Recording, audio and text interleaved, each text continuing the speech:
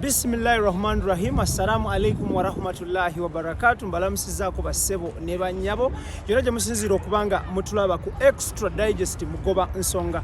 Amanya ddoboozi nze Ibrahim Mukasa era nga akadde kano tuli South Africa tuzze mu lukuŋŋaana lw'obusiraamu mu lukuŋŋaana lw'abasiraamu e South Africa era nga olukuŋŋaana luno lugenda kutambula mu bitundu eby'enjawulo mu South Africa. Of course omugenyi omukulu ye Sheikh Mohamud Kibaate nga ono ye Supreme Mufti mu ggwanga Uganda ate nga still Sheikh Kibaate yawerekeddwako Sheikh Salim Bosa nga bano bazze e South Africa okulaba nga buli kimu kitambula bulungi nnyo.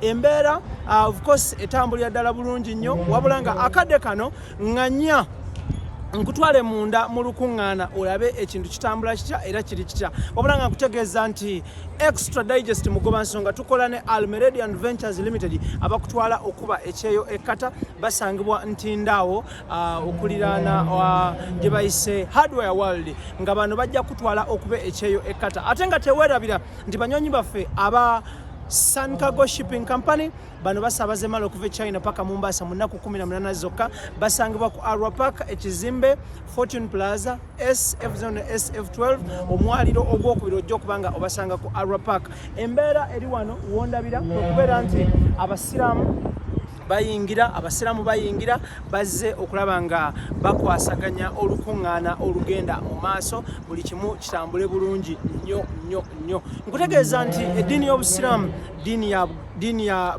maanyi, diini ebunye ensi yonna ate nga diini ya Allah ate nga diini erimu ebirungi bingi nnyo. Kyendi olunaku olwaleero kiri nti because nzikiriza mu Allah era nga gwensinza. Olwaleero ntuuse wentuuse wano because maanyi ga Allah yekka yansobozesa okuba nga ntuuka wano. Of course Extra Digest mugoba nsonga we take an extra mile okuba nga tukuleetera ebintu ebyakabi buli kimu ne kitambula bulungi nnyo. Waliwo omuganda wange gwe ngenda okusaba ajje wano ababuzeeko abatolere ku salaamu nga ono gwe ntambudde naye munnamawulire of course ali wano tolera ku bantu salaamu. Assalamu alaikum wa rahmatullahi wa barakatuhu. Okusinzira buli omu mu bitundu byalimu tuli mu South Africa Pretoria West masjid bagita Saidina Umar era nga tuli mu darasa gaggadde egenda okubeera nti ekulungula ennaku eziwerako mu bitundu ebyenjawulo biidhi subhanahu wa ta'ala era mujja kubeera nti mutulaba mu bitundu ebyenjawulo tugenda Cape Town tugenda Tembisa tugenda Vaal okubeera tubatuusaako eddiini busiraamu nga muganda wange akyogedde nti tosobola kubeera musiraamu okujja mu Allah subhanahu wa ta'ala akuggulirawo mu buli mbeera yonna okubeera muganda wange abatulaba abalungi baagala kumanya bakuyitaani amanyago amanya n'eddoboozi yeze Ozairu Nuh Musa Abdul Rashid Al Ghazawi omuganda wa mama wese era nga mpangayira mu kibuga Rustenburg era wano sebo utaze kwera nti kwezo obusiraamu mbeera yonna sebo nkwagala nnyo. Alhamdulillah nkwagala ku boshti wa Allah. So thank you so much. Is my brother tumusanze South Africa era nga munnamawulire of course nenga strictly akola programs n'obuweereza mu ddiini y'obusiraamu. Al-Jannah Ghaya Islam Media Facebook page yaffe Al-Jannah Ghaya Islamic University and Ladies Class wali ku WhatsApp otusanga ate Al-Jannah Ghaya Islam Media ku Telegram Al-Jannah Ghaya Islam Media ku YouTube byonna gyonna emisomo gyaffe ogisanga biidhinillah era nga tugenda kubeera nti tuli live mu buli mbeera yonna biidhini subhanahu wa ta'ala. Thank you so much.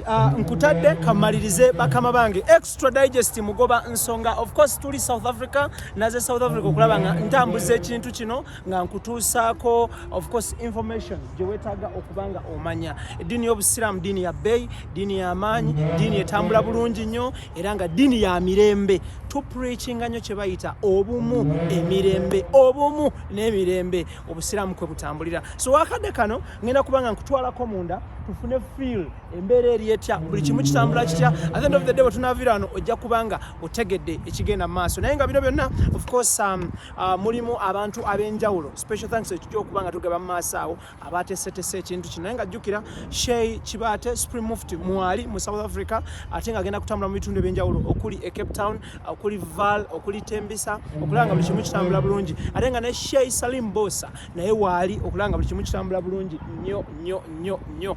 Akadde kano nganya nsooke nkutwaleko munda tulabe embeera eri etya then nja kubanga nkuddira.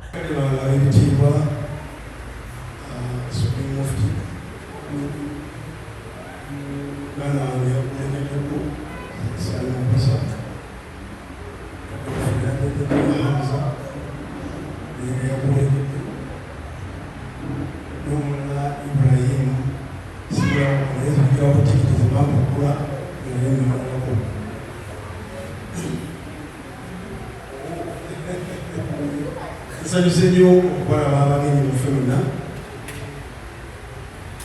okusingira ddala omulimu ogwaleero omulimu ebiseera kusomesa nnyo nga twabagambye nti obudde twogera naye tonamulungi olwomukaaga naye abasaabaze saawa zikwera mwenda abayinganta era ndegalagenda naye bakadde bagenzi kansome ayi emu yokka ekusinga yansi yonna naye njagala ebeere nnyo wano South Africa. Allah atugamba audu billahi minash shaitani rrajim bismillahi rrahmani rrahim wa'tasimu bihablillahi jamia wala tafarraqu. Abaddu ba Allah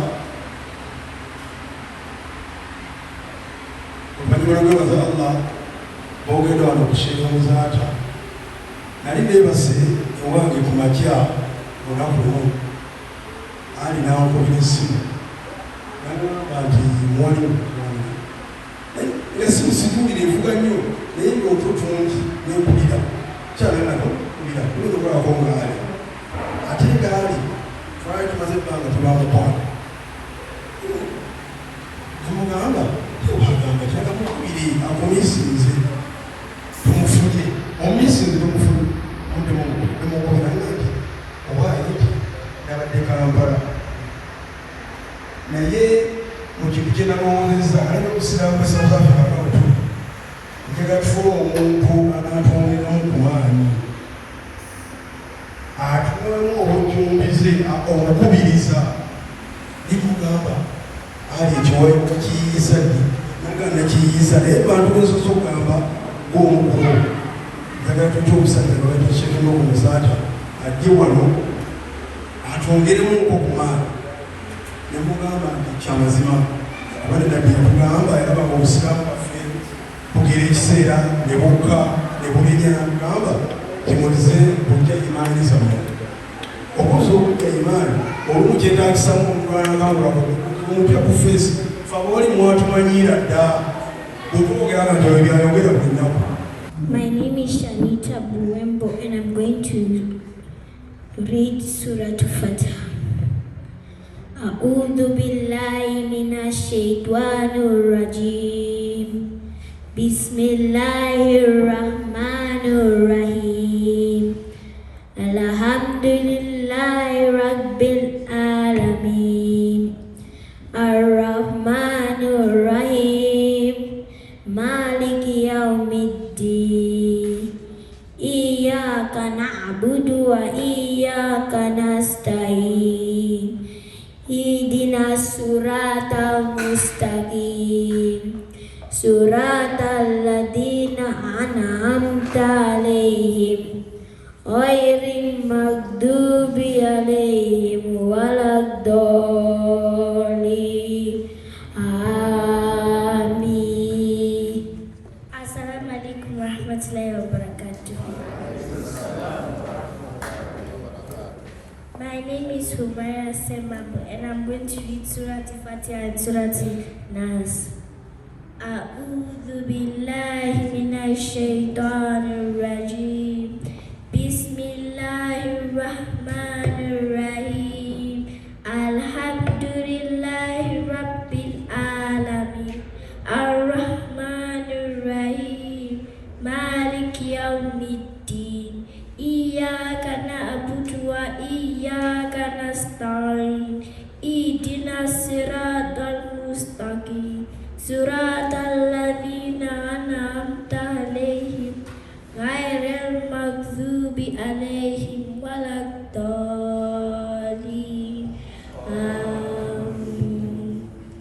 Qul a'udzu birabbin nas, malikin nas, ilahin nas, min syarril waswasil khannas, alladzi yuwaswisu fi sudurin nas, minal jinnati wan nas. Then they are going to read Salah, how to perform, how to start Takbirat al-Ihram, how to start Salah. Assalamualaikum warahmatullahi wabarakatuh. My name is Hindu Semambo and I'm going to be presenting Swala with my friend. Assalamu alaikum wa rahmatullahi wa barakatuh.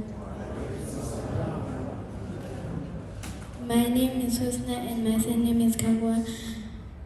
Today I'm going to pray Swala with my friend Hindu. Subhanaka Allahumma wa bihamdika wa tabaraka ismuka wa ta'ala jadduka wa la ilaha ghayruka. A'udhu billahi minash shaitanir rajim. Bismillahir rahmanir rahim. Alhamdulillahi rabbil alamin. Ar-rahmanir rahim. Maliki yawmiddin. Iyyaka na'budu wa iyyaka nasta'in. Ihdinas siratal mustaqim. Siratal ladzina an'amta 'alaihim ghairil maghdubi 'alaihim waladdallin. Amin. A'udzu billahi minasy syaithanir rajim. Bismillahirrahmanirrahim. Qul a'udzu birabbin nas, malikin nas, ilahin nas, min syarril waswasil khannas, alladzi yuwaswisu fi sudurin nas, minal jinnati wan nas. Allahu akbar. Subhana rabbiyal azim. Subhana rabbiyal azim. Subhana rabbiyal azim. Sami'allahu liman hamidah. Rabbana walakal hamd. Allahu akbar. Subhana rabbiyal azim. Subhana rabbiyal a'la. Subhana rabbiyal a'la. Allahu akbar. Rabbil firli, Rabbil firli. Allahu akbar. Subhana rabbiyal a'la. Subhana rabbiyal a'la. Subhana rabbiyal a'la. Allahu akbar. At-tahiyyatu lillahi was-salawatu wat-tayyibatu. Assalamu alayka ayyuhan nabiyyu wa rahmatullahi wa barakatuh. Assalamu alayna wa ala ibadillahi sholihin.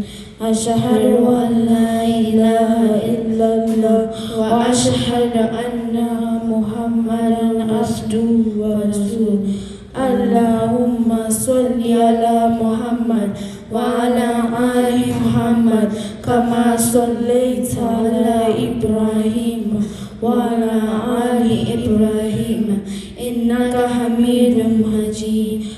Allahumma barik ala Muhammad wa ala ali Muhammad kama barakta ala Ibrahim wa ala ali Ibrahim innaka Hamidum Majid. Allahumma inni a'udzu bika min adzabi jahannam wa min adzabil qabr wa min fitnatil mahya wal mamati wa min fitnatil al-masihid dajjal. Assalamu alaikum wa rahmatullah. Assalamu alaikum wa rahmatullah. Astaghfirullah, astaghfirullah, astaghfirullah. Allahu akbar. Anta salam wa minka salam. Tabarakta ya dzal jalal wal ikram. اللهم صل على سيدنا وحبيبنا وعظيمنا وشفيعنا وسندنا ومولانا محمد صلى الله عليه وسلم وعلى آل سيدنا ومولانا محمد. طب القلوب ودواؤها ونور أبصار وضياؤها وصحة الأبدان وشفاؤها. صلاة تنجينا بها من جميع الأحوال والآفات وتقضي لنا بها جميع الحاجات وتطهرنا بها من جميع السيئات وترفعنا بها عندك أعلى الدرجات وتبلغنا بها عندك أقصى الغايات من جميع الخيرات في الحياة وبعد الممات إنك على كل شيء قدير. أما بعد، السلام عليكم ورحمة الله وبركاته. Mukadde waffe Your Eminence Mufti Muhammad Kibate Sebugwawo, mukadde wange Sheikh Bosa na Bosa wali wano nayise naye, mukadde waffe Sheikh Hamza, mukadde waffe ali mu byuma, mukadde waffe Ali Mawale abadde ensonga ne banno okufuula omukolo guno okubeera nti gubeerawo. Assalamu alaikum warahmatullahi wabarakatuh.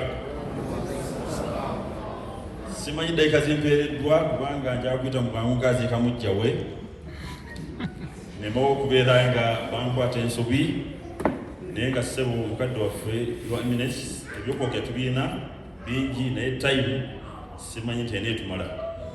Ssebo omusajja oyo marhum Sheikh Muzata Batte, Allahumma ghafir lahu warhamhu wasakkinhu fil janna,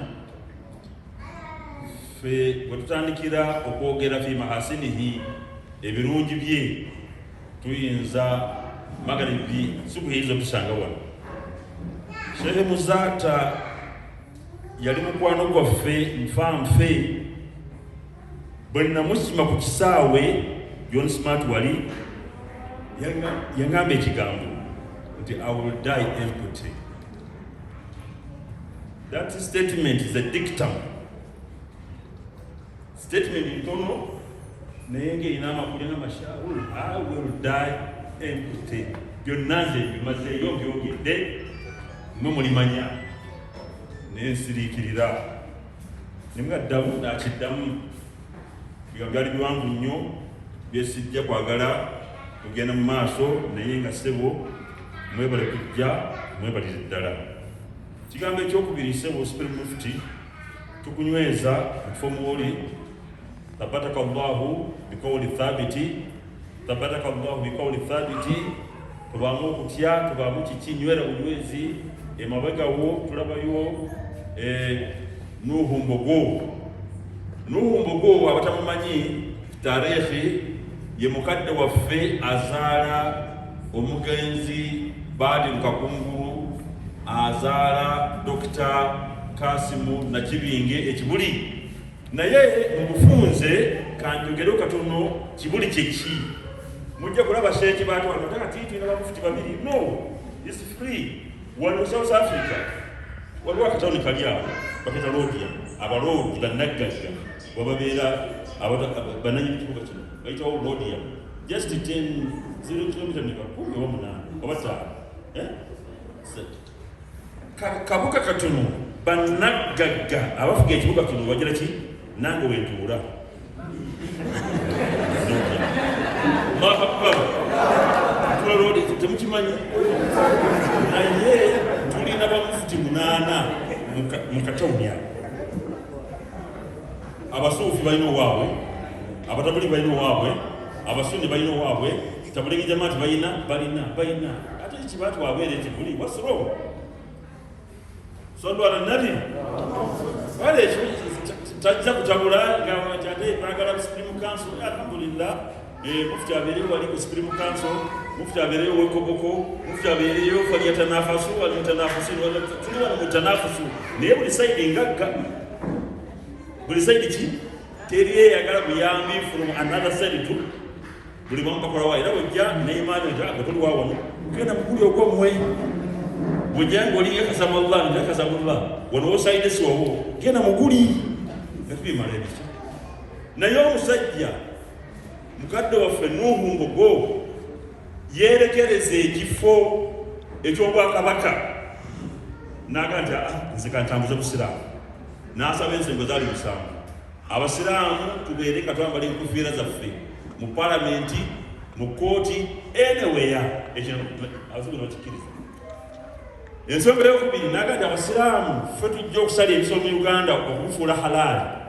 Kyebayita halaali kyeki okubeera nda ekisolo okisaze mu mateeka ga sharia ga gagira ki n'okiza mu kibula n'okyokumaze ne kinywako ekisolo ne kibeera kyogi osegedde n'ebisolo ebirala ebigenda okusalibwa n'obijjawo bwegamba ensonga n'agifuula nti yaffe baki basiraamu. Ensonga eyokusatu mukadde waffe Muvunguko n'ateeka mu constitution nti abasiraamu bakkirizibwa okuwasa abakazi bameka bana kujjawo badda youth basekibotte naye ng'ekyo mu constitution eya 1962 kyali mwekiri era sibozi wenjogera wano nina abaana 27 alhamdulillah ate nkyayongerako jazakumma naye bano munaabaze abasigadde ebyokuzaala babijja ki ono ayongerako munnaye kwagenze nafuuka kyendiina gye bali n'agenda mu maaso n'ayogera abasiraamu okubanga tusala ensolo n'abeera nga kibuli eyo gye mulaba n'agifuula nga awwalo kibuli yaffe gye mulaba ekifo ky'obusiraamu ekyasooka ne bakiyita kiblatul muslimina qibla nomava ekigambo kibuli kakati Muhammad mukadde waffe mufti Kibaate Sebukwawo bw'abeera nga ali mu ligasi Seeka Muzaata bwe yali Dr. Kasimu Nakibinge ababeezezzaawo the image ekitiibwa eky'obusiraamu bwa Uganda nti awo bwe bwatandikira tuba tukoze ensobi ki okuwaniza ssebo kale bagadde bange saagadde njogera mu bingi insha Allah taala nga bwakulabe wano abalala batidde olwa covid okujja naye nga insha Allah taala tujja kubeera naawe kulwanyisa obwavu ekirimu abasiraamu obwavu si masaala zinengo ezikwesa simaizinoakirengo biki bonna nga baavu tebajja kumala tusale magezi tulabe nti nno etwalire egindi tulifulidde tulakita masafakaso sembalinaye banaye basaba mashekhe mwe bafuzi abaliwo mwe balina eddoboozi mwe basika bannabbi kale faane ng'oyogedde naye wallahi osooka kitereeza okiyise okubanga zikamera weeziri. Allahu akbar walillahi alhamd. Wallahi ewe tutuuse omusajja watutuusizza abasiraamu tuli awo tutya okwogera ku bintu ebiri mu busiraamu. Siraamu batuira makomera jamaani mwena mukimanyi ku lisiti yafulumye Masaka ku bintu ebigenda mu buyuzi lisiti esingako basiraamu naye sheekhe okukyogerako asooka kyambaza abeere seefu siri wa byabufuzi. Allah atusaasire. Naye kaseera kano muzikirize Sheikh Ismail Katongole jangu taata oyogere nfunza program tugenda osala asiri kulya bamasheikhi baffe bebaddawo atwali program yonna eddako insha Allah. Sheikh Ismail Katongole sebo omukubamu imamu baffe abeere ng'ayogerako. Assalamu alaikum wa rahmatullahi wa barakatuh. Sebo mutestesi Sheikh Ali bakadde baffe bavudde eka Uganda, mufti waffe Sheikh Bosa badde nkuwulira nnyo era nga nkwagala nnyo nga nkugoberera audio zizobadde osomesa. Ebigambo byali badde bingi naye nja kuyita mu bwangungu asooke okubeeyanjulira amannya n'eddoboozi. Bampita Sheikh Sulaiman Mukenya, omu ku bakaasangwawo kaawo kadda abaasookera mu South Africa wano. Kumwe mwenna abaliwo okujjako Sheikh Katamba inshallah bonna abasinga tebaaliwo. Ffe twasooka okugira ddala mu 9 nga ne Mandela akyali mu kkomera. Kampite mu history bigambo okusobola okuba okuyita mu byambono olw'okuba ebigambo byadde bingi naye kambawo history wange. Twasooka okujja mu South Africa wano nga tebakkiriza muntu kutambula mu kibuga Johannesburg oba Pretoria omuddugavu. Era bwe najja nakukuta bukukusi ne ngende Soweto wali omuzikiti gwe bayita Dlamini ogwazimbibwa abayindi nga baguzimbira baddugavu era gukyaliyo. Waliyo sheekhe waffe gwe nasangayo Munnayuganda yasooka ng'ayogera Luzulu bamuyita Sheikh Musa Musera. Gwe nasangayo nanga nti sheekhe ozze naye wano tetutambula beera wano osirikire wano.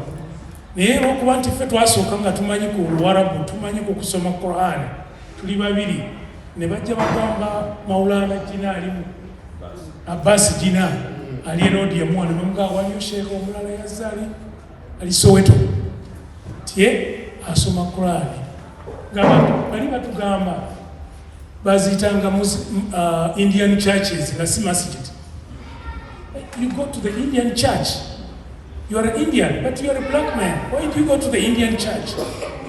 Fenga tukiliko tukimanyi kampite mu byangungu Sheikh Maulana Jina nanzijayo nandeeta nga nkukusa nandeeta erodiya munangamba era wanosa osomesa abaana ku muzikiti wano abaana abayimbi naye nga sigenze wala nnyo njagala kusooka kwebaza baganda baffe abazze nga twakavaawo nga tumaze obukalu bwolina obuzibu zibandipootingako emirundi ebiri nga bandipootinga mbapita mu Johannesburg omwo ne banengera ne bagati nengeri gyayambadde yalabika mugwira bazungu be ba poliisi be baki be batambula ne bambuza ebitambuliso malaga passport bamati tugere mu komera naye wangu ono tetukkiriza bagwira naye alhamdulillah twebaze Allah alhamdulillah ala ni'mati al-islam wa kafa biha min an-ni'am muzze ne mujja nga ffe twalemererwa twakaluubirizibwa ne bituuka n'okututuwa ngangusa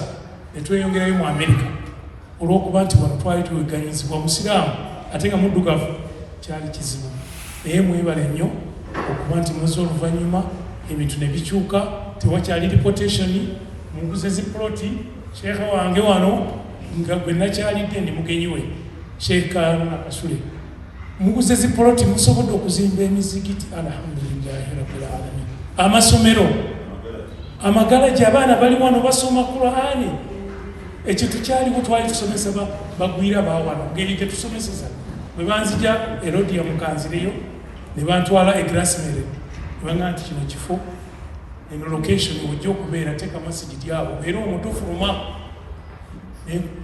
Maulana Jina n'asobola okuleeta famire yange nejja nensanga wano netusomesa obusiraamu naye nga tusomeseza mu ntukutu tusomesa bagwira abanenyinsi nga tewali muntu munnayuganda mulala okujjako abamalawi be basiraamu twabeera abantu okutuusa ne bajja empola bamutumba ne bajja basima bena ne bajja ne batwegattako ekintu nekigaziwa naye alhamdulillah olw'obudde olw'obufunda bw'obudde ekintu kino kye mutuuseeko temuddirira mwegatte ebigambo bamasheeke babyogeddeko bamaama abaana mubateekemu obusiraamu bateekemu eddiini mubayigirize awaka kubanga kino gwe mulamwa gwokka zino enjawukana ziri weziri zaaliwo ku mulembe gwa rasuli ne bamasahaba tekitujja ku mulamwa kino kyo kye twagala kyekyo amasheeke baabo bazze bamufuti batandise okujja twagala tutambuze ekintu kino inshallah tekijja kuddirira era obusiraamu gyatambula wonna ne mu nsi yonna gyendi eyo mu Amerika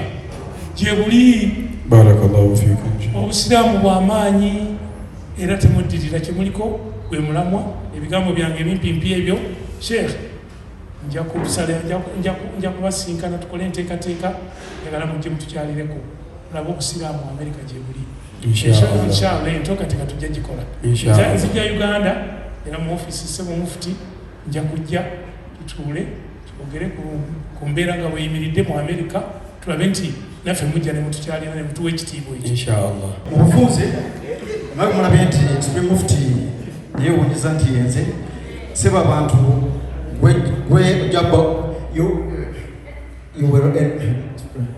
ojja kikoona mu sitamu obagambe nti musajja alina kyamanyi mu bigambo onooba oyogera kubanga gye tubeera wano tebatulaba busibu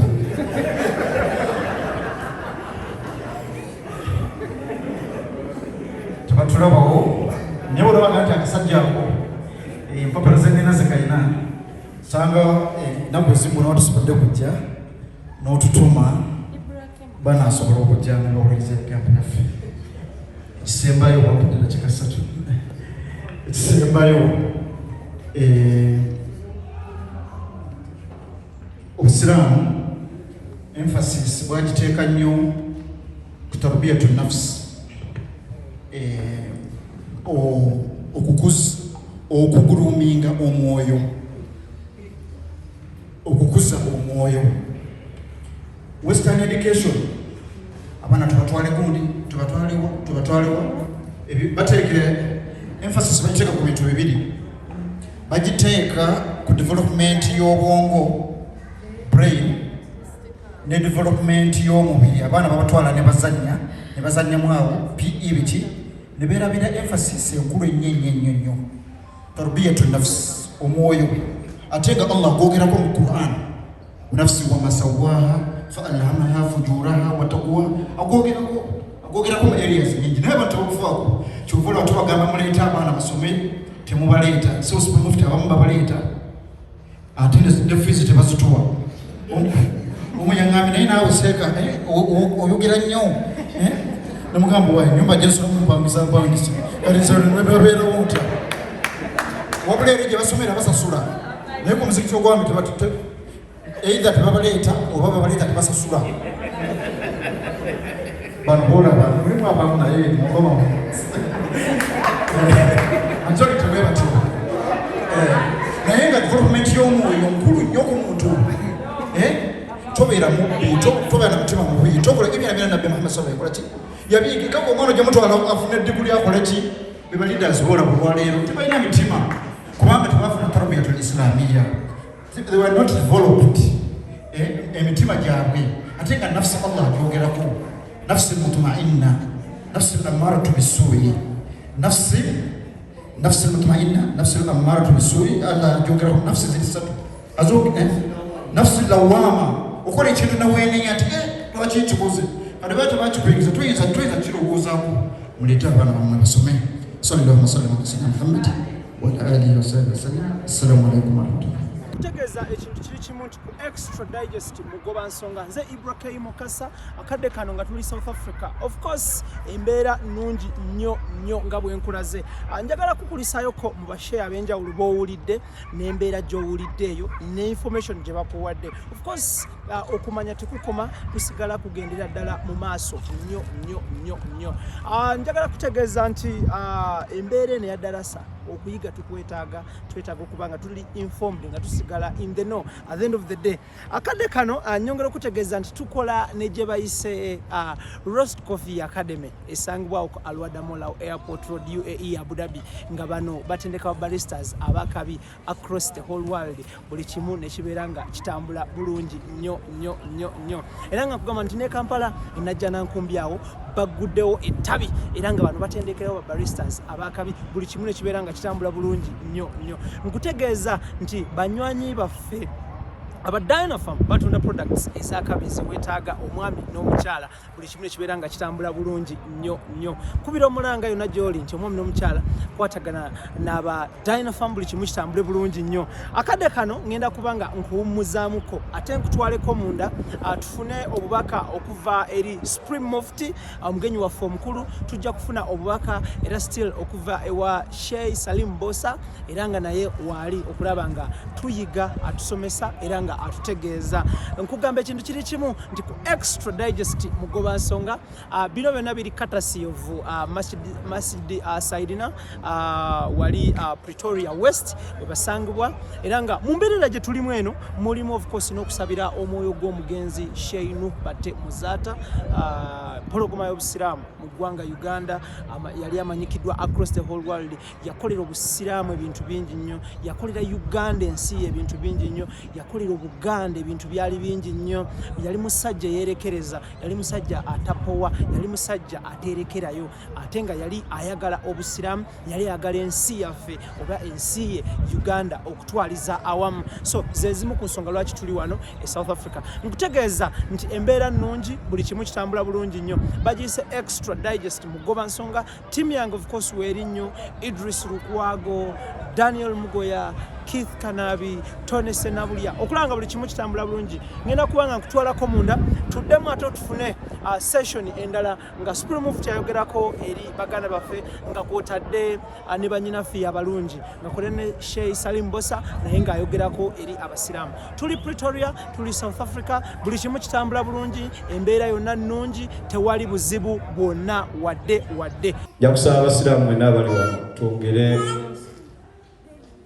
ekintu ekyo kyetukola tusobole okuba nga tweyongera okwegattira ewamu n'okuyamba ekintu ky'obusiraamu bwonna nga kibaddewo ekiri kubanga bingi nnyo bye twettanira ebitatuyamba naye eby'obusiraamu bwe biba bizze tugezeeko nnyo byenyigiramu okulaba tuyambagana tusobola okumuvinga forward. Muganda wange Ali ne Ssentebe neyanziza nnyo okumpa omukisa guno okubanga ate nange nyaniriza Supreme Mufti n'abamanyi bonna abali wano n'okumpa omukisa okwogerako gye bali. Jabakubiza twongere okwegatta tusobole okutambulira wamu.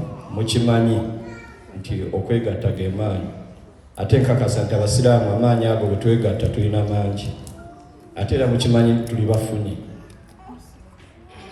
Bwe tulya mu nnyumba wano we tuli abasiraamu bonna abali wano muli w'amaanyi, so bwe tuba twegasse tewali kiyinza tulemerera. Nagamba nti Allahumma yasaba n'okusaba dduwa nnamba, Allahumma barik ummati fi bukuriha, ai Allah teekera abantu bange emikisa mu keera kwabwe nga bagenda okukola.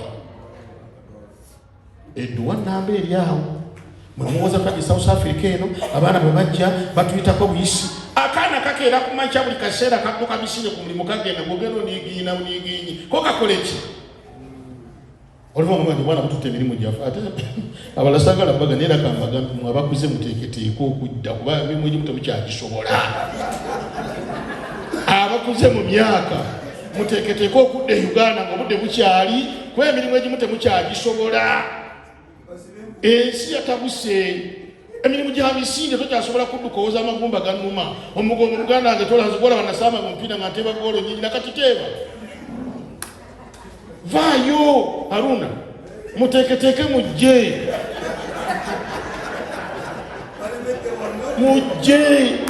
Ebyo nino bibagamba abantu bagamba temujja mufuna nganze. Nsobola okugamba n'onsobolerayo akantu kano n'ondaga omukulula. Kati mukulula kiko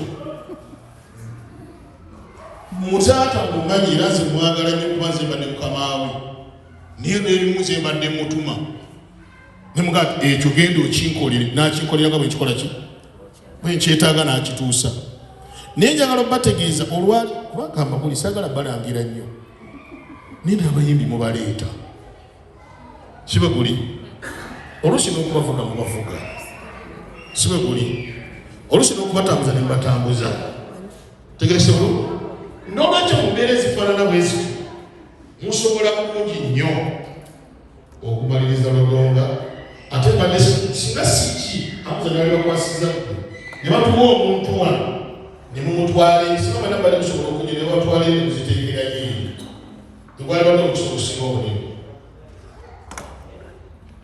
Bannange Uganda yammwe gye mulimu kwe muli enokozi gye tulimu kuwamu obaga singa Uganda yammwe gye tulimu kuwamu baaganga tugeeolaba nabo bamaze emyaka gyabwe 218 kama bona Uganda bakiirangira. Bismillahirrahmanirrahim. Assalamu alaikum warahmatullahi wabarakatuh. Amanya nedobozi nze Ibrahim Mukasa tuli ku Extra Digest mugoba nsonga akadde kantuli South Africa era nga negatiddwako Supreme Mufti Sheikh Kibate gwenja okusaba abuze batulaba across the whole world. Abatulaba menne jemule assalamu alaikum warahmatullahi wabarakatuh. Asadallahu waqatakum bi kulli khair. Saba Allah minna abayemu bulungi era mwebale kubeeranga mutulaba inshallah. Supreme Mufti tweyanziza nnyo okukkiriza n'onyumyamuko naffe on camera. Akadde kano abatulaba e Kampala, e Uganda, ne mu America n'emitala w'amayanja across the world ne wano e South Africa baagala kumanya ekigendererwa kya ddalasa eno kiri ki era mu nteekateeka zo lwaki osookedde South Africa. Ekigendererwa ky'eddalasa eno ekisookera ddala kwe kubangula baganda baffe abali mu bitundu ebiri mu wa Uganda mutagiyita diaspora. Yes, n'olwekyo abantu abo bonna abali mu bitundu ebyo bya Uganda ebiri ebweru twagala nnyo okubeera nga tubasomesa babangula okumanya obusiraamu. Ekyokubiri tunoonya nnyo obumu babeere nga beegatta babeere omuntu omu naddala omuntu okubeera ku ggwanga ate tewabeerawo kikwawula na munno nga mwenna mwava mu nsi emu. So ekyo tetukyagala nakyo kibeerewo. Ekyokusatu tubeetaaga bateekeyo ebintu bisobola okubakulaakulanya gye babeera bali kuba gye bali bazadde abaana kibeetaagisa okusomesa abaana abo kibeetaagisa okubuulirira abaana abo wabeera abaana abo basomesa n'olulimi lwabwe lwennyini Oluganda lubasomesa olubaagazisa baleme kubuulira eno gye babeera balaze badde ewaabwe olulimi olubeere nga lubaawo. Ekyokusatu kwe kumanya abantu b'ewaabwe basobole okubeera nti babafaako nga bazadde baabwe abaganda baabwe nga mikwano gyabwe n'okubaako bye bateeka e Uganda kubanga era enkya banaava mu nsi nga zino South Africa bajja kudda eri. Ensonga lwaki tutandikidde mu South Africa nti twakyesanze nga South Africa nsi eri mu Africa mwennyini tewaliwo kitutwala walala nga tunaba kuyingira mu Africa yaffe kubeera nga tukola omulimu ogwo.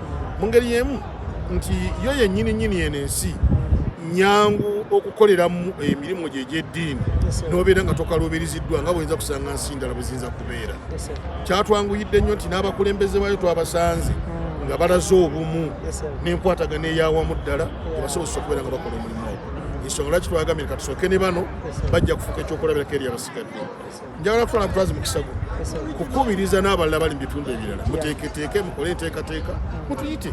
Bakutalaga nsi ki bitundu ki era enteekateeka egenda kubeera etya because n'emu ku bye nawuliddeko nti ne House of Zaka e Kampala mu ggwanga Uganda mu nteekateeka eno mweri. Kansooka nekino kyosembeza House of Zaka njagala bakakasa nze CEO wa House of Zaka ndi wa Uganda. Mu nteekateeka eno House of Zaka mweri bulungi era twagala okutawaala ensi yonna nga tugenda tusomesa abantu obukulu bwa Zaka. Si bukulu bwayo kyokka n'okugiwa na biki byekola n'okuyamba abantu n'asaanidde ogiwa agiwa atya n'embeera efaanana. So mu nteekateeka eno era omusomo ogwo gutambudde bulungi nnyo nti Hamza Namungo nga bwe natambudde naye okuva mu House of Zaka omusomo agukoze bulungi n'asomesa abantu okukwata ku Zaka. Nekitaba kyokka ate era naye yennyini n'abeera nga agamba akubiriza n'alaga obulungi bwa Zaka ate nange nenkyogerako era nenkiraga abantu. Mu ngeri emu kyobuuza nti tugenda kukomawa tetujja kukoma wabula tujja kukoma ensi gyekoma.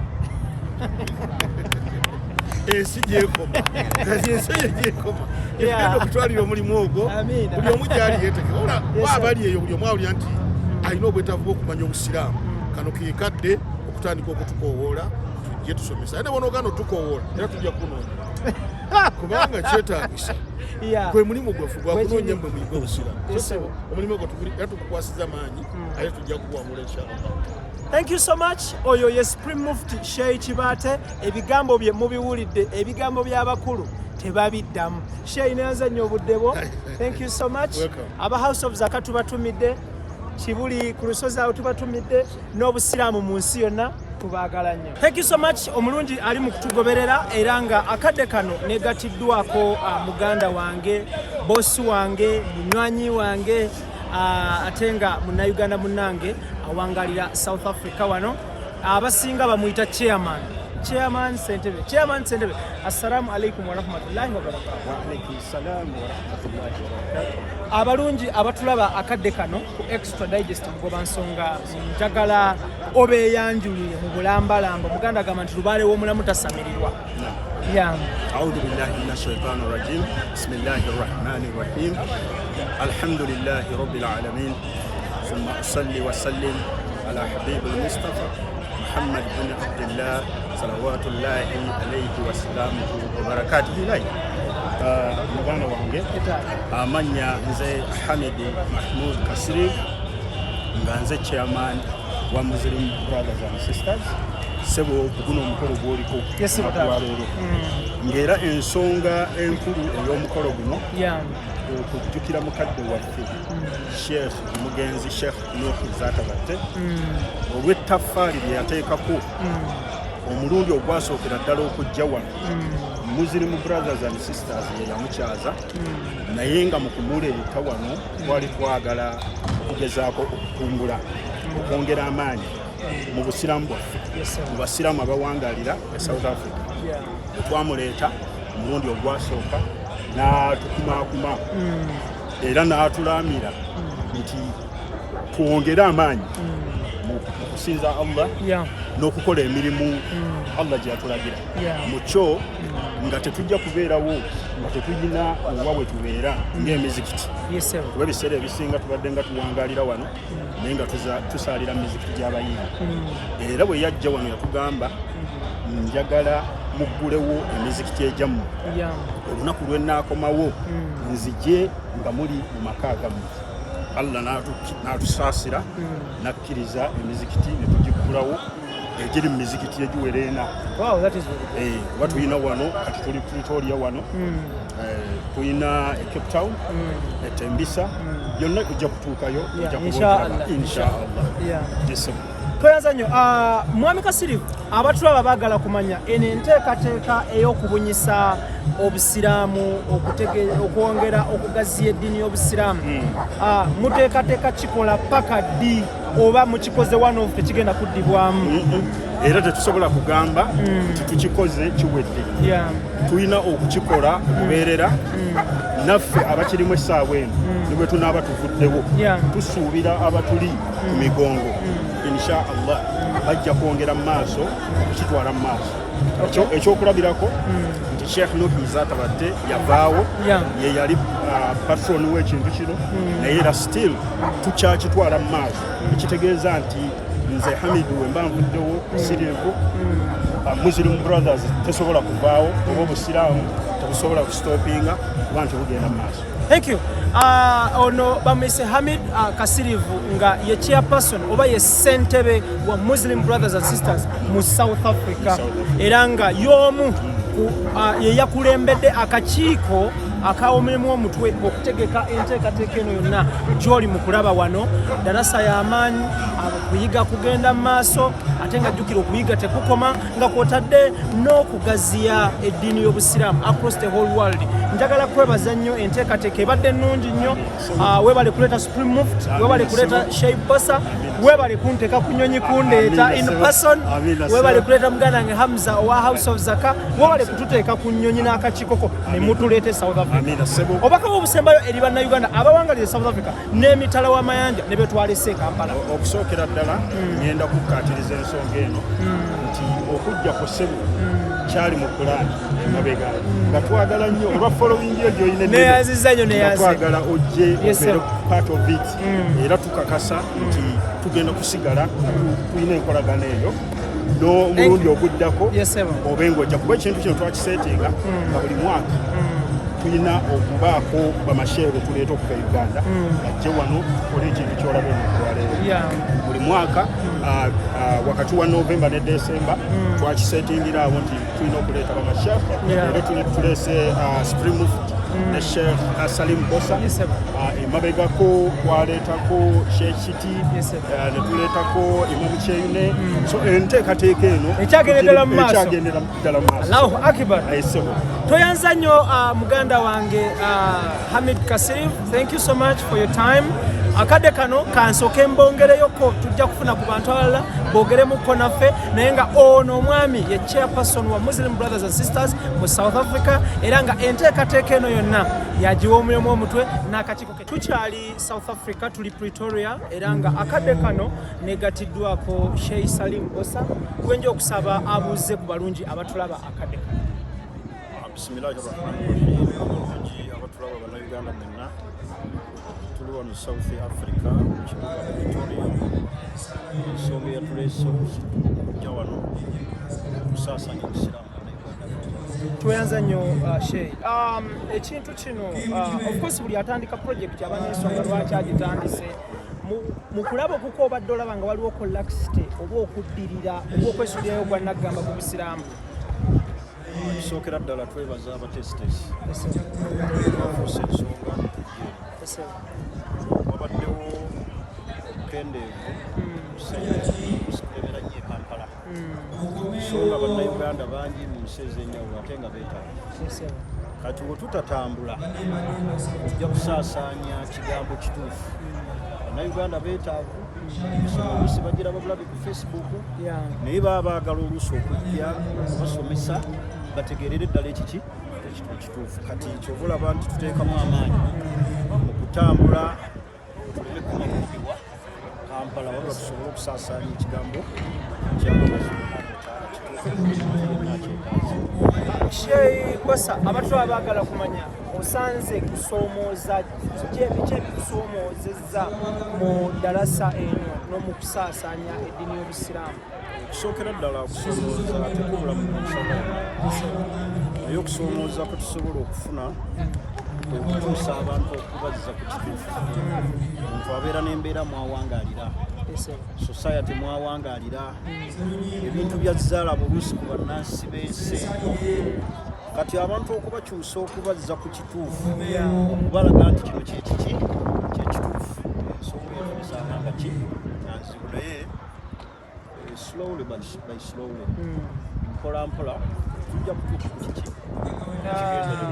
Abatulaba emitala w'amayanja ne mu nsi endala bayinza okwebuuza nti mutunulidde South Africa yokka naye nga bannayuganda bali mu nsi eno nga bw'okimanyi buli wamu waliwo bannayuganda ate nga abamu basiraamu.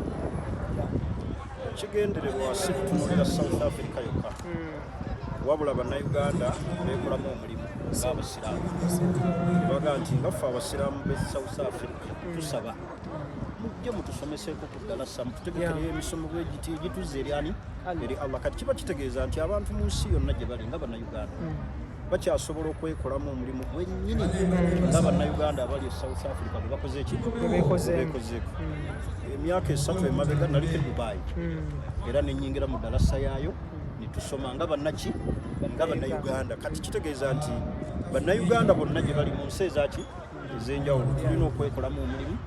Ebintu bino bituyamba okukumaakuma abasiraamu n'okubeera awaki awamu ate nga birimu n'okwekulaakulanya oba we mubeera awamu musobola okutuuka ku kikola kigenderwa musobola osoma eddiini yammwe ne mugitegeera mukitegeera bulungi. Wakati nga ffe bannayuganda tulina kye tweyumirizaamu tulina engeri gye tuzze tulambika obusiraamu bwaffe sisitimu kwe butambulira.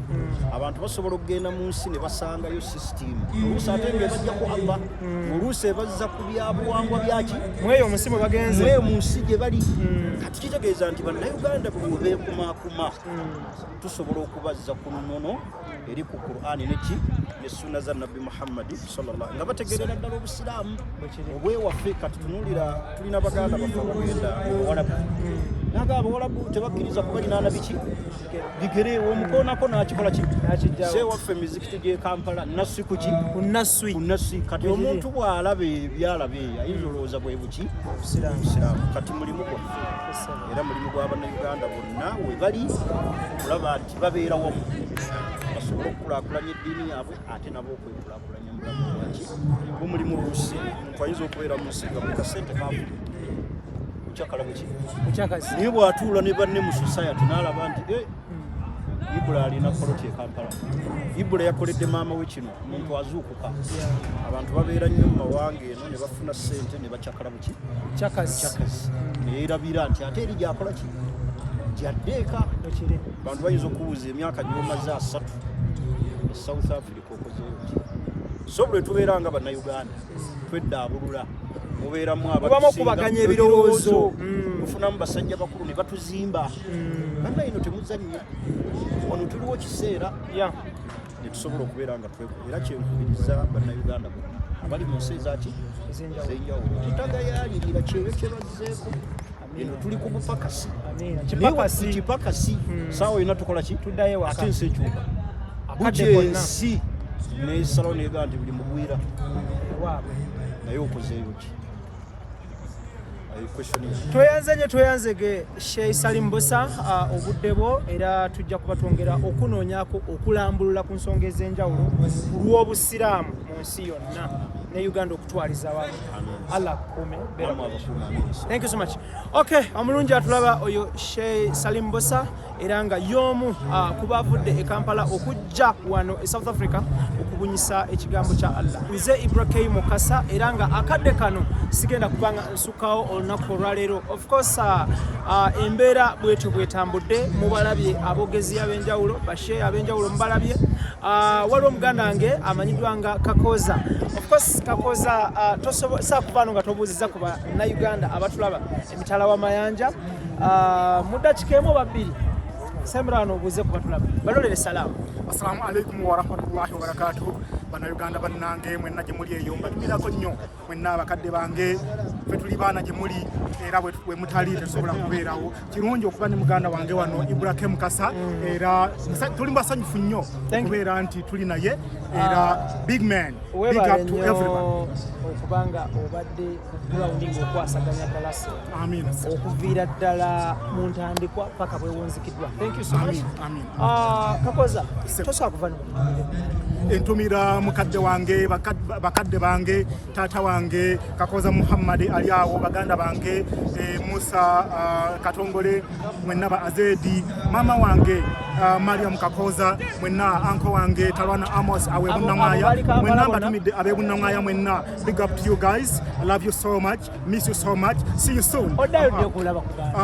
Inshallah mu December eno tujja kuba fenna oba January kubanga ebintu ebiryawo era bigenda mu maaso. Inshallah. Thank you so much. Muganda nkakoze ono ku ground abadde akola guno ne buli kale abalaba okulanga buli kimu kitambula bulungi nnyo. Sigenda kubanga sukawo nakola leero njagala kwebaza abantu ba Pretoria wano mwebale kubanga mukwasaganyiza ekintu bulungi nnyo. Njagala kwebaza abasponsors baffe okuli Almeridian Ventures Limited, njagala kwebaza Sankago Shipping Company, njagala kwebaza Roscovi Academy ne Dynapharm. Mwebale nnyo mwebale. Amanya nsigade nze Ibrahim Mukasa era nga akadde kano ngenda kubanga mbasibira naye of course team yange nga bulijjo Idris Lukwago, Daniel Mugoya, Keith Kanabi ne Tony Senawulia. Waliwo ne muganda wange gwe nasanze South Africa wano munamawulire Uzayo ono yagezezaako okulaba nga anterereza ekifaananyi, anterereza sawundi ate nembiwereza e Kampala. Musajja wa kabi nnyo. Inshallah wemba muze South Africa mumunonyangako nkwagala nnyo mwana wa mama. Kale Ibrahim Mukasa gemanya gange mbagaliza birungi byerere, nsaba Allah abakume abatulaba across the whole world muli bakabi nnyo, abatulabira e Uganda muli bakabi ne bana Uganda bangalire South Africa mwebale nnyo kundaga love, mwebale nnyo madera bayiza birungi byerere nkyabalira programs ezenjawulo wano e South Africa. Allah abakume. Assalamu alaikum wa rahmatullahi wa barakatuh.